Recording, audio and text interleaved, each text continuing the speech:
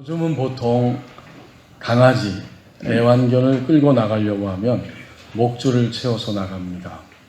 지난 목요일 제가 교회에서 퇴근해서 집으로 가는데 우리 교우들이 알고 계신 것처럼 제가 사는 양지빌라 사택은 외길입니다.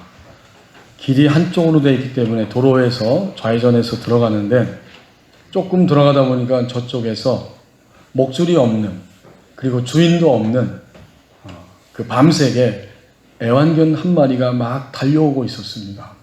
제가 차 속도를 훨씬 더 줄였어요. 그리고 그 애완견도 제 차를 의식했는지 주춤주춤 하면서 오고 있었습니다. 거의 앞에 올 때 제가 차를 완전히 멈췄어요. 그랬더니 그 강아지가 오른쪽으로 그 좁은 공간으로 쭉 빠져나갑니다. 다 빠져나갈 때까지 가만히 있다가 백미러를 살짝 보니까 빠져서 저 도로 쪽으로 걸어가고 있었습니다. 만약 그날 그 시간에 제 차와 그 애완견이 빵 하고 부딪혔다면 이것은 운전하는 저도 마음이 쓰리고 또 그 애완견도 다쳐서 고통스러웠을 것입니다. 사고가 나고 싶지 않아도 사고가 나는 세상에서 우리는 이런 교통사고뿐만 아니라 가정 안에서의 쓰라린 아픔과 고통을 경험하는 사고들이 일어납니다. 그런 시대를 오늘 살면서 만약 사고가 일어나면 어떻게 하시겠습니까? 인생을 포기하고 끝내버리시겠습니까? 아니죠. 그래도 대부분의 많은 사람들은, 가정들은 여전히 이 지구촌에 사는, 이 땅에, 우리나라에 사는 많은 가족들은 그래도 나는 이 가정의 사고로 인해서 아픔과 고통이 있지만 나는 회복하기를 원한다. 이것이 대부분 사람들의 생각입니다. 그렇습니다. 성경을 보면 우리뿐만 아니라 하나님도 우리를 회복시켜 가기를 원하십니다. 오늘 우리에게 주신 이 47장 1절 상반절 말씀을 보십시오. 현재 가정의 중심이 무엇인지 돌아보게 합니다. 1절 상반절에 보면 하나님께서 천사를 통해서 에스겔을 데리고 성전 문에 이르렀다. 성전 문 앞에 에스겔을 데리고 가셨습니다. 이 47장은 40장부터 시작되는 이야기입니다. 에스겔서 40장 1절 2절에 보니까 하나님이 바벨론 땅에서 25년째 포로 생활하고 있는 그 땅의 백성들을 바라보시면서 하나님의 권능으로 환상 가운데서 에스겔을 이스라엘 땅으로 데리고 가셔서 성전을 보여주시면서 그곳에서 성전 구석구석을 보게 하시고 성전 문 앞에 이르게 하신 것입니다.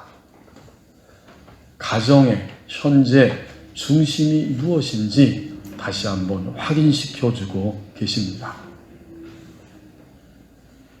포로 생활한 지 25년이 되었을 때 하나님이 에스겔 선지자를 그 바벨론 땅에서 들어 올리셔서 고향 이스라엘 땅으로 가게 하시고 거기서 성전을 환상 가운데 앞으로 여기 이 땅에 새 성전, 새 예배가 회복될 것이다.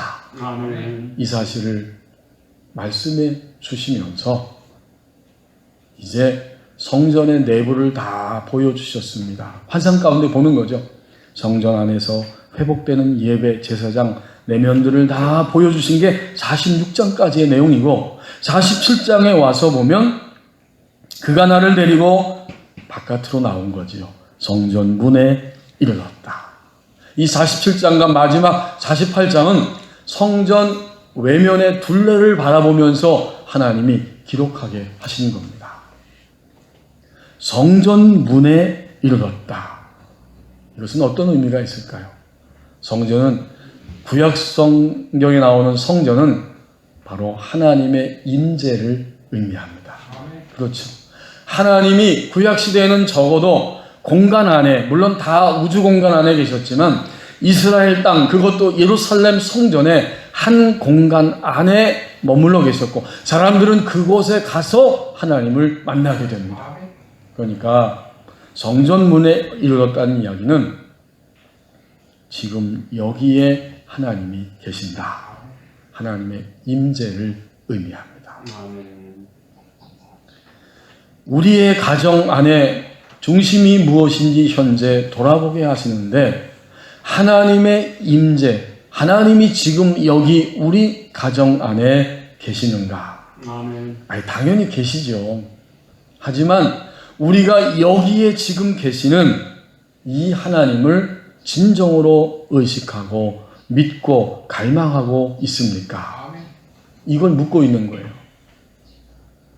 그리스도인 신자의 가정의 중심은 다른 것이 아닙니다. 지금 여기에 이 장소에 더 나가서 우리가 안고 고통스러워하는 소위 이 문제들과 이 아픔 속에 여기에 하나님이 계신다. 이것이 신자의 가정의 중심입니다. 그러니까 우리는 이사를 가도 장사를 해도 뭘 해도 나의 생각과 많은 그러한 지식들이 있지만 최종적으로는 하나님이 여기에 계신다.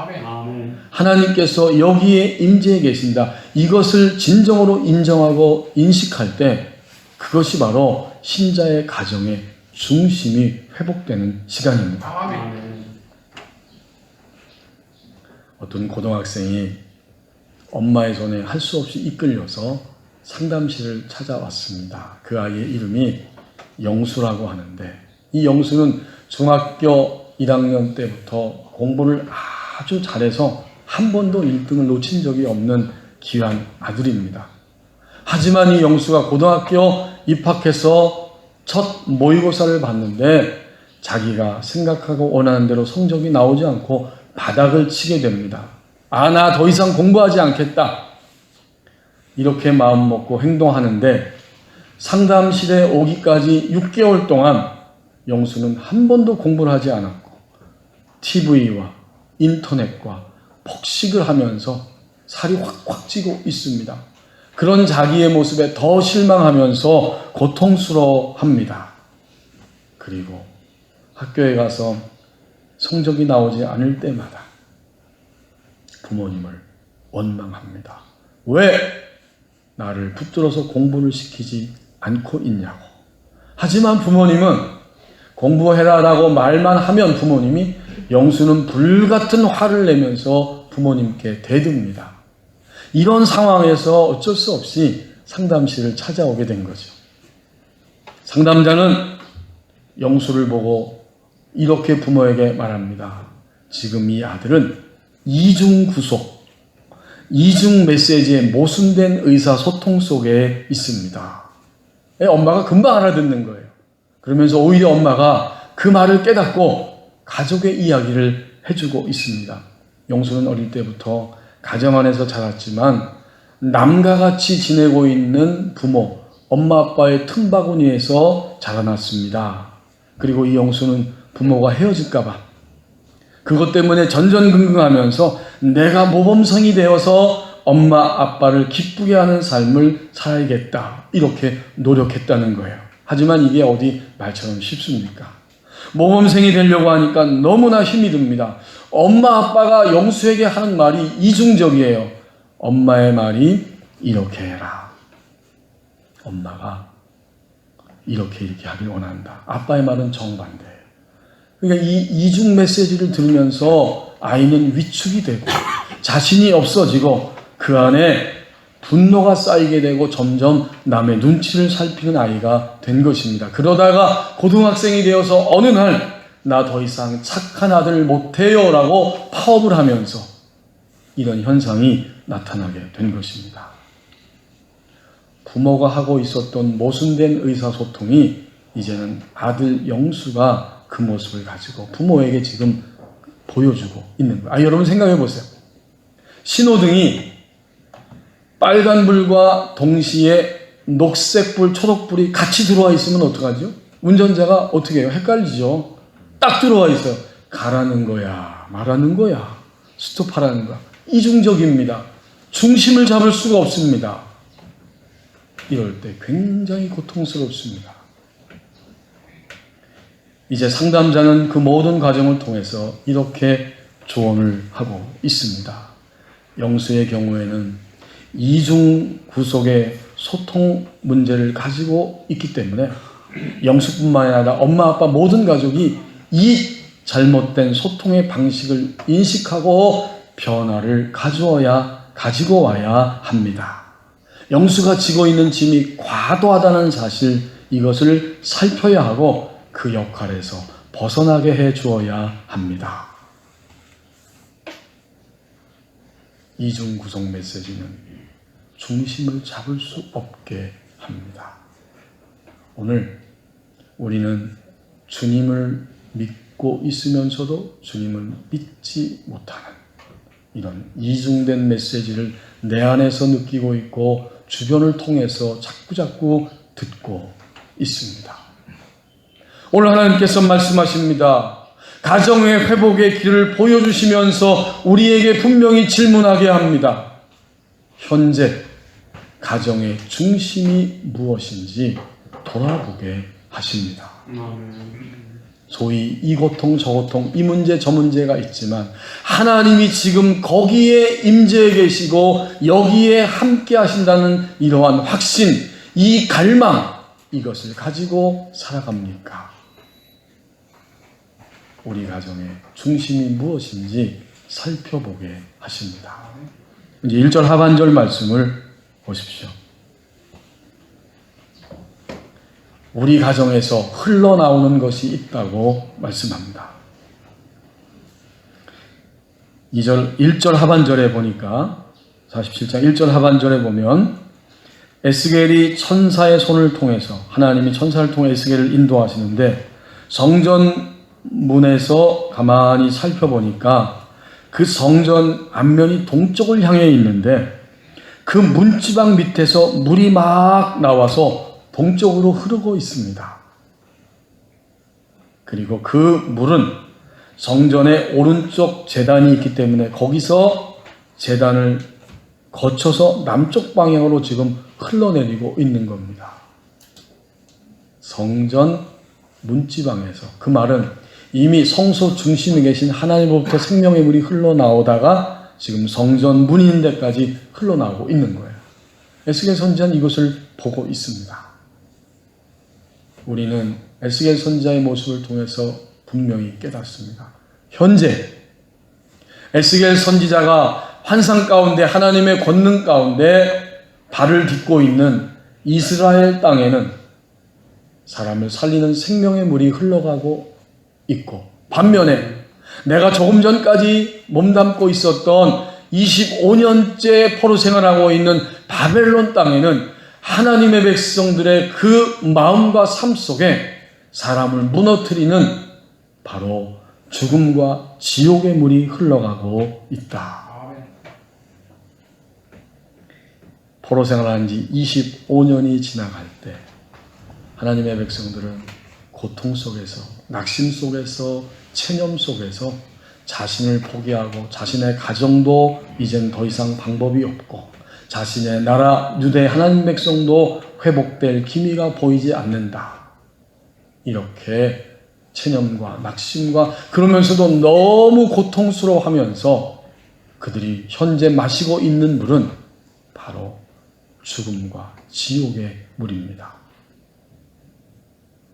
하나님이 에스겔 선지자를 데리고 이스라엘 땅으로 오신 것은 바로 그것을 보여주시고 깨닫게 하시기 위함입니다. 그 많은 백성들 가운데 에스겔 선지자를 들어 올리셔서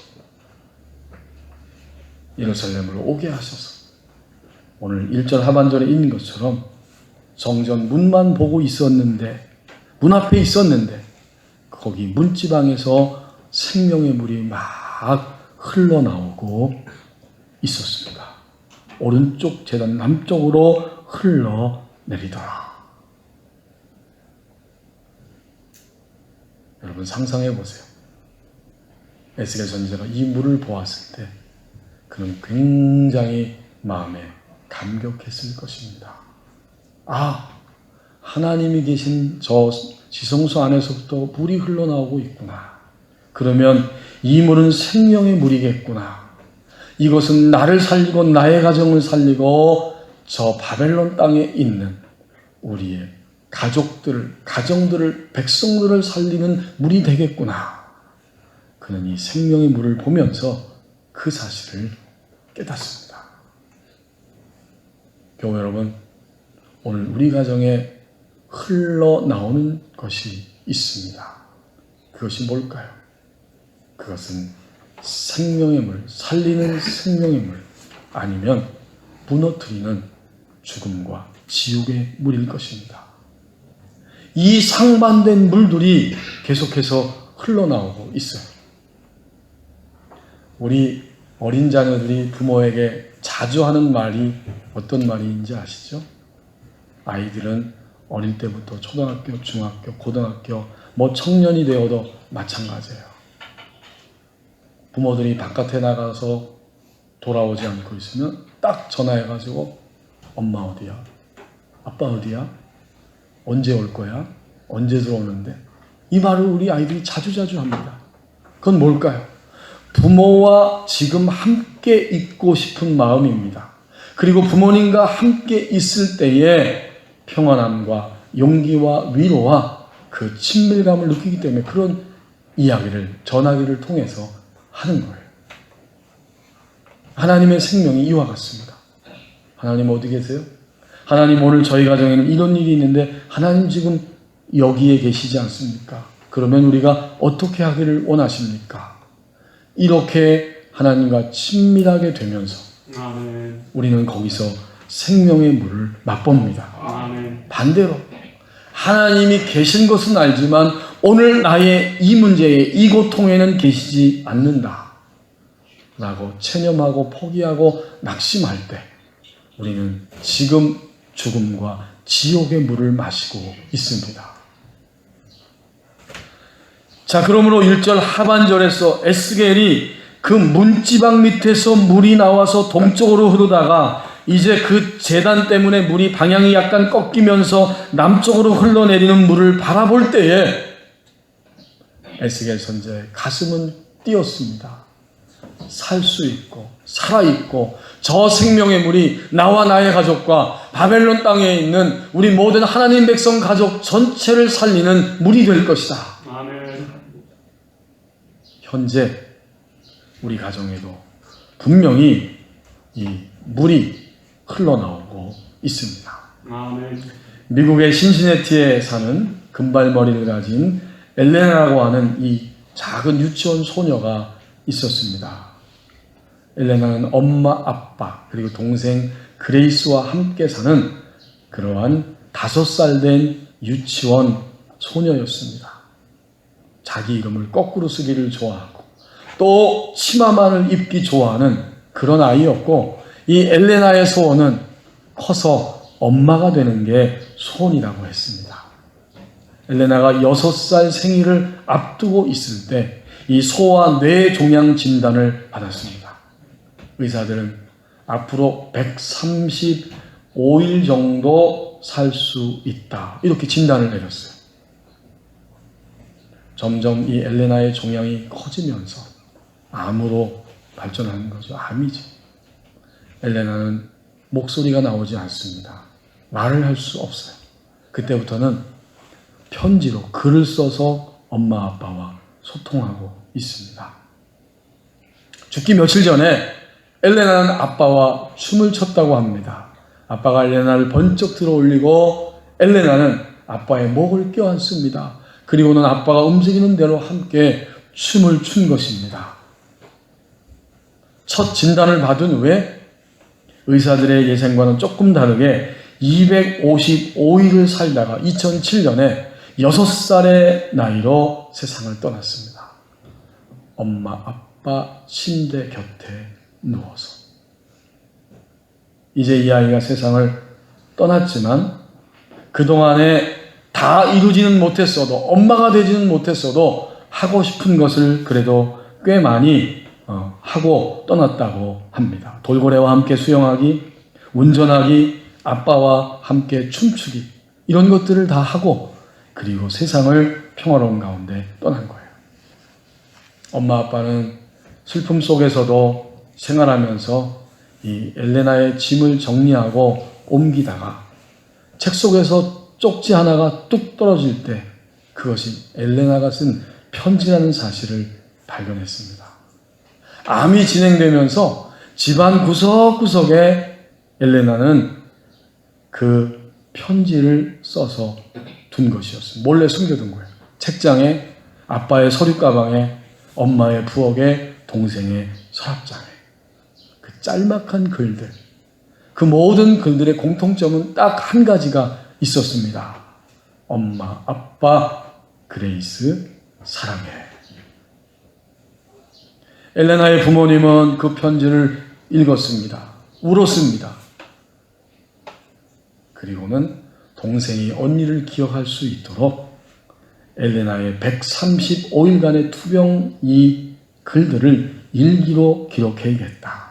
그리고는 그것을 인터넷에 올리기 시작했고 수많은 환자들이 사람들이 그 모습을 그 글을 보면서 희망을 갖고 빛을 보게 됩니다. 마침내 환자들과 네티즌들의 요청에 의해서 그 일기가 남겨진 쪽지라고 하는 책으로 출간하게 되었습니다. 우리가 만약 내일 그리고 몇 날 살다가 세상을 떠난다면 우리가 남기는 가장 소중한 유품은 무엇이 되겠습니까? 다 각자 다르겠지만 그러나 가장 큰 유품은 바로 가족과 함께 보낸 사랑의 기억일 것입니다. 그건 많이 남는 거예요. 우리는 지금 서로 사랑을 표현하고 있습니까? 가족 간에. 서로 함께 추억들을 쌓아가고 있습니까? 더 나아가서 서로 용서하고 화해하고 있습니까? 하나님의 임재 안에서 가능한, 충분히 해야 할, 그리고 충분히 가능한 일들입니다. 현재 우리 가정에서 흘러나오는 것들이 있다고 말씀합니다. 이제 2절 말씀을 함께 보십시오. 깨어있는 가족 구성원이 생명을 흘러가게 한다고 말씀합니다. 하나님이 천사를 통해서 또다시 데리고 나가시는데 2절에 그가 또 나를 데리고 북쪽 방향으로 나가서 바깥길로 향하는 그 방향으로 나가서 동쪽 문으로 가게 하십니다. 동쪽을 향한 바깥문에 이른 거예요. 그런데 에스겔의 관심은 무엇입니까? 그는 여전히 물줄기가 어디로 흘러가는지 이것이 에스겔의 당연한 관심이었어. 여기서 봤는데 하나님이 또 천사를 통해서 나를 나가라고 하시네. 바깥문으로 나가서 동쪽으로 딱 나갔는데 오늘 2절에 보면 그 바깥문에 이르시기로 본즉 물이 그 오른쪽에서 스며 나오더라. 문이 딱 막혀 있습니다. 물은 문지방에서 나오고 있었고 에스겔은 바깥으로 나갔어요. 그래서 다시 물이 어떻게 되는가, 나간 방향에서 동쪽 문에서 딱 쳐다보고 있는데 그 흘러가는 물이 끊이지 않냐고 어떻게 나와요? 천천히 스며 나오고 있습니다. 에스겔은 그 생명의 흐름을 놓치지 않고 계속 보고 있는 겁니다. 오늘 우리 가정 안에 흐르고 있는 생명의 물을 우리는 보고 있습니까? 놓치지 않고 있습니까? 아니면 지옥과 죽음의 물이 더 크다고 생각하고 거기에 붙들리고 매이고 상하고 찢긴 심정으로 살아가고 있습니까? 교우 여러분, 우리는 생명이 있잖아요. 어떤 생명? 예수님의 생명. 아멘. 그러므로 이 아침에 나와 예배하고 있습니다. 이 생명은 엄청난 것입니다. 왜요? 주님이 우리 안에 계시기 때문에 엄청난 거예요. 우리는 주님이 내 안에 오셔서 생명이 있지만 여전히 오늘 에스겔처럼 생명의 흐름을 주목하기보다는 조그만, 또 어떤 때는 좀 더 큰 지옥과 죽음의 흐름을 더 집착하고 그것 때문에 전전긍긍하고 있습니다. 오늘 아침 예배당에 오시면서 우리는 생명과 죽음, 지옥의 흐름 가운데 어디에 주목하셨습니까? 에스겔은 그 성전 오른쪽, 바로 바깥에 있는 동쪽, 거기에 막혀진 담에서도 물이 슬슬 흘러 스며 나오고 있는 모습을 지금 감격스럽게 바라보고 있습니다. 한마디로 말하면 에스겔 선지자는 하나님의 생명으로 가득가득 채워져 있는 상태이고 그 생명이 점점 풍성해짐을 바라보고 있습니다. 여러분, 그래서 하나님이 그 생명이 어떻게 될 것인가? 에스겔 47장 8절에 보니까 그 생명은 죽음의 바다인 사해, 염분기 때문에 생물이 살 수 없는 그 사해까지 흘러넘친다고 말씀해 주십니다. 8절에 보면 그가 내게 이르되 이 물이 동쪽으로 향하여 흘러 아라바로 내려가서 바다에 이르리니 이 흘러내리는 물로 그 바다, 죽음의 바다, 염의 사해의 물이 되살아날 것이다. 9절과 10절에 보면은 그 안에 모든 생물들, 물고기들이 살아나게 될 것이고, 또 12절에 보면 강 자욱가에는 각종 먹을 과실들이 자라나게 되고 열매가 끊이지 않게 될 것이고, 그 열매를 먹을 만한 열매가 되고 잎사귀는 약재료가 되리라. 이 생명이 풍성해져서 결국은 치유하는 약재료가 된다는 말씀을 이렇게 미리 하나님께서 보여주신 거예요. 에스겔 안에 있는 생명이 자신의 가족을 살리게 되고 또 바벨론에 있는 하나님 백성 가족 전체를 살리게 될 것이다. 너희는 새 성전, 새 예배, 새 생명을 가지고 하나님 주시는 유업을 분배받고 그 안에서 생명의 삶을 살아가게 될 것이다. 아멘. 우리도 이렇게 되고 싶지 않습니까? 아멘. 현재 우리가 살고 있는 가정이 이렇게 되고 싶지 않습니까? 깨어있는 에스겔을 통해서 하나님이 이 역사를 이루십니다. 아멘. 그런데 성경 에스겔서 전체를 통해서 보니까 에스겔이 마지막 장에 와서 이렇게 커다란 충만한 생명을 가질 때까지 깨어있는 에스겔이 직면해야 하는 고통도 있었습니다.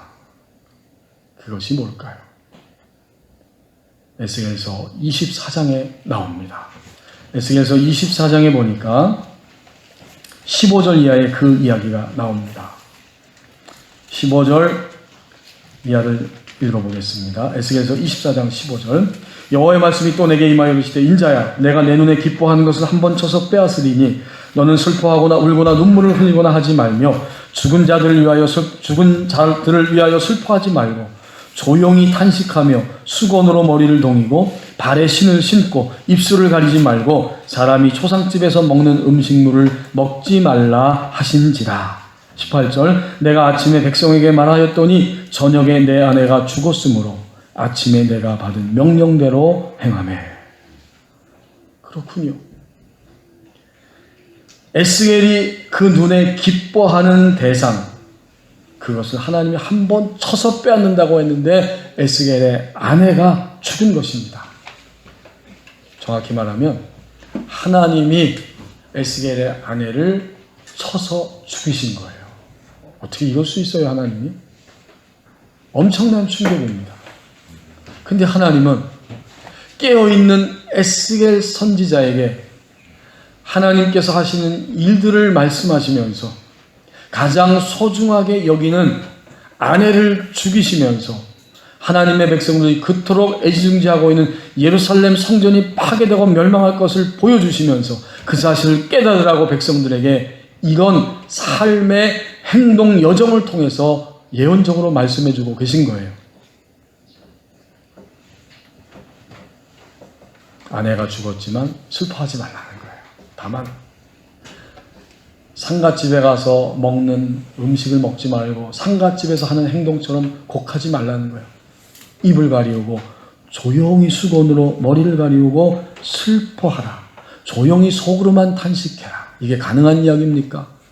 에스겔이 에스겔 1장 1절에 보면 30살에 부름을 받아서 선지자가 되었고, 그리고 예언하면서 오늘 에스겔서 24장에 아내가 죽을 때에는 34살쯤 되었을 때입니다. 에스겔이 젊기 때문에 에스겔의 아내도 젊습니다. 이 젊은 부부가 함께 기뻐하며 내 눈에 기뻐하는 대상이 서로 되었는데 하나님이 갑자기 말씀하시고 그날 저녁에 쳐서 죽이신 거예요. 상상할 수 없는 일이 일어난 것입니다.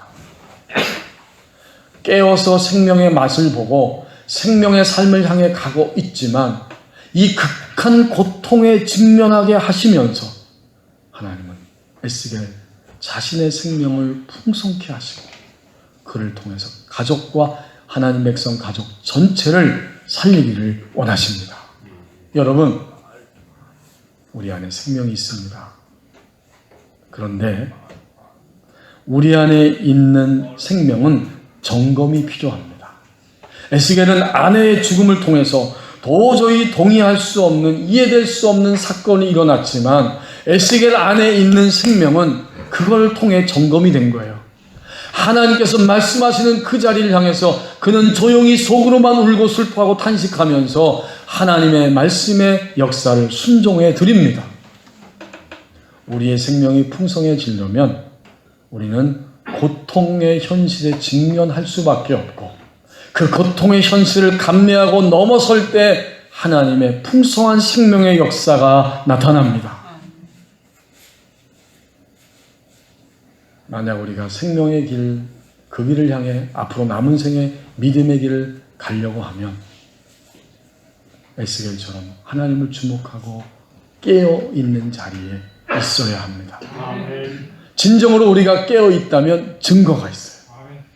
기도의 자리에 나가서 무릎을 꿇고 하나님의 임재 속에서 우리의 삶과 가정의 삶, 직장, 모든 일터의 삶이 진행되고 있다면 뚜렷한 증거가 있는데 깨어있는 나 자신에게 성령께서 던지는 질문이 있습니다. 이 질문은 나의 생명이 어떤 생명인지를 분명하게 보여줍니다. 아멘.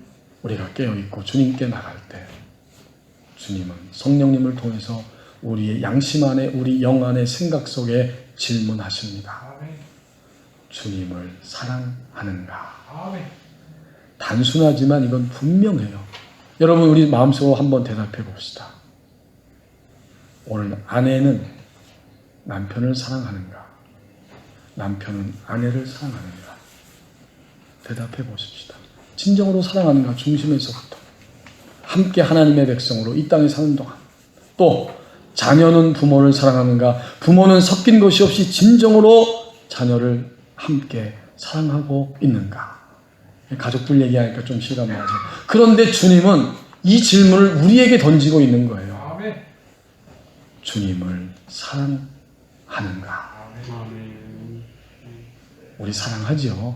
사랑하기 때문에 이 자리에 오늘 나와 예배하는 거예요. 그러나 주님을 사랑하는가? 이것은 또 다른 질문을 우리에게 요구합니다. 두 번째 질문은 주님 외의 것들은 내려놓았는가? 이건 좀 더 풍성한 생명을 향해 가는 자에게 던지는 질문이에요. 여러분, 우리 안 내려놨거든요.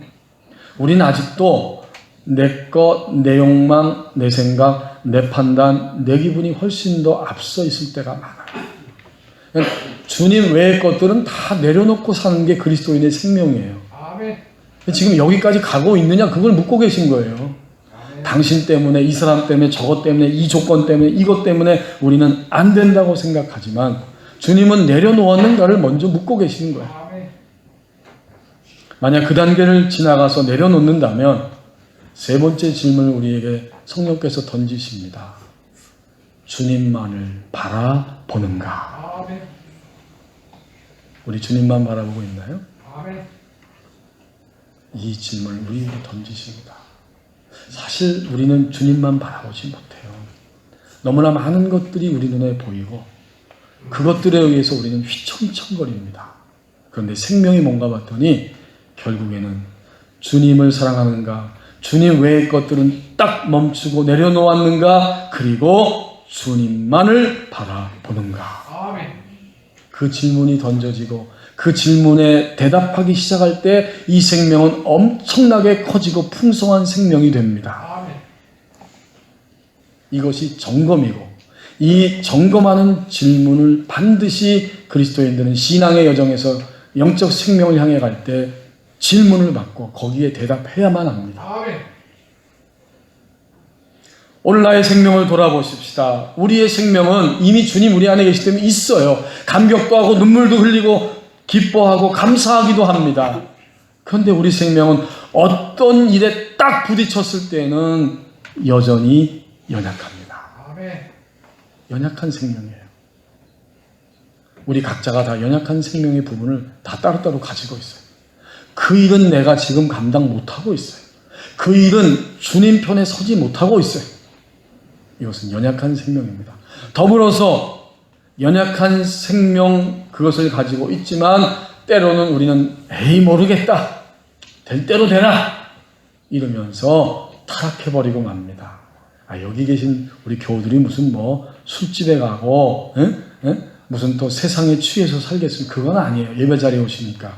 하지만 타락된 생명이라고 하는 것은 여전히 주님을 선택할 수 없는 이런 생명이 타락된 생명이에요.